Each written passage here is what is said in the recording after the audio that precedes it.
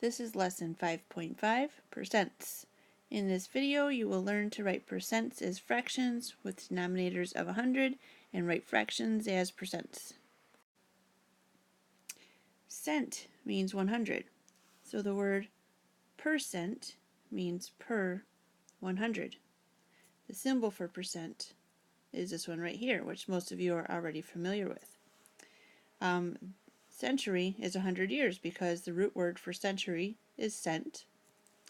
A cent is 1/100th of a dollar, and we write it like this for 1 cent because there are 100 cents in a dollar.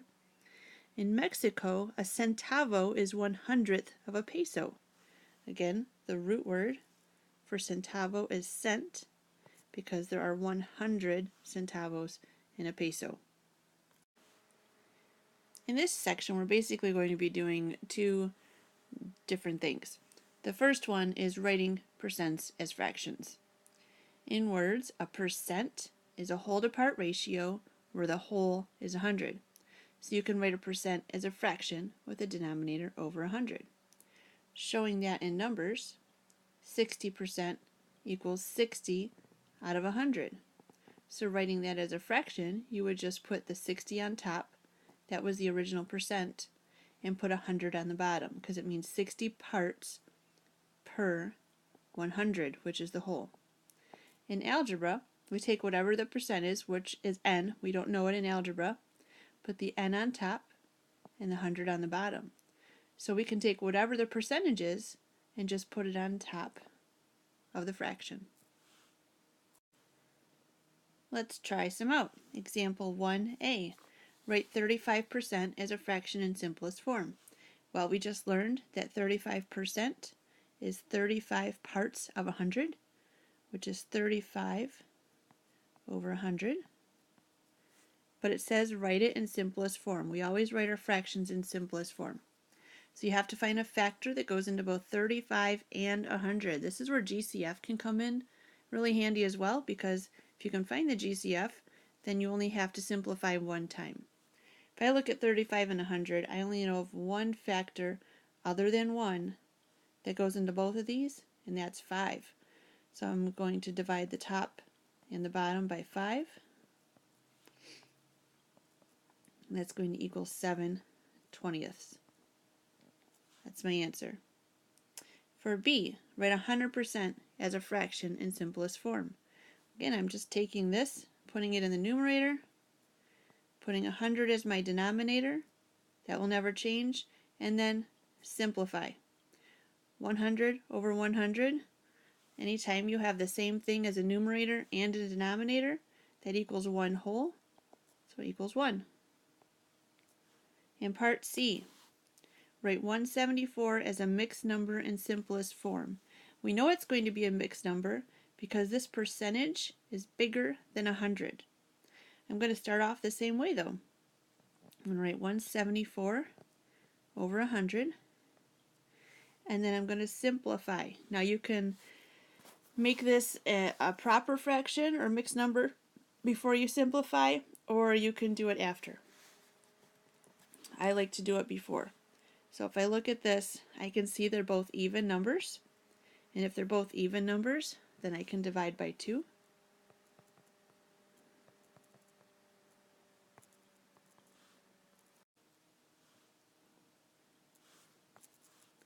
$174 divided by 2 is 87. 100 divided by 2 is 50. There are no other factors that go into both of those. So now I need to ask, how many times does 50 go into 87? It only goes in one time, and then there are 37 left over that goes on top, and the 50 stays on the bottom. That's my simplified answer.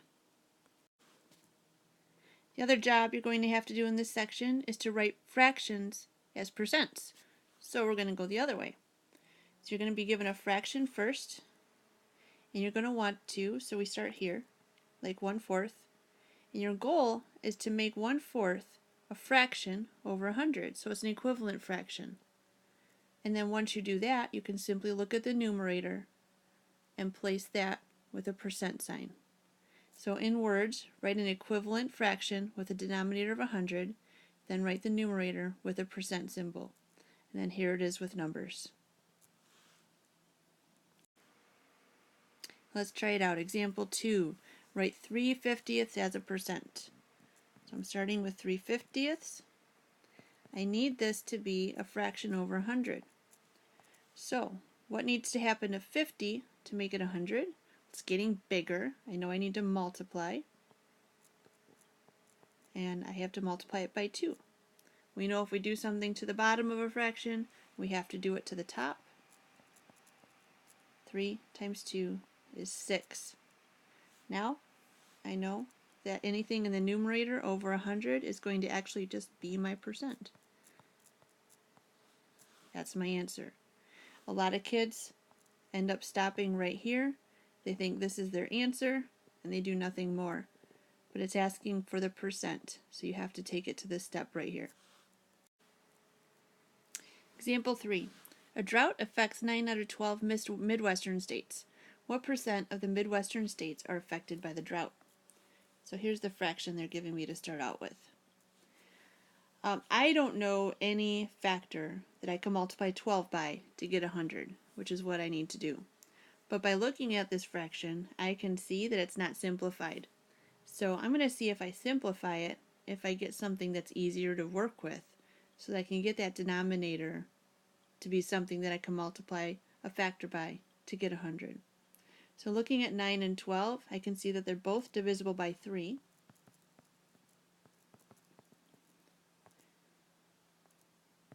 So then I get 3 on the top and 4 on the bottom. Now, remember I'm still trying to get 100. I want equivalent fractions. 9/12 is equivalent to 3/4, but the 9/12 didn't help me get to 100.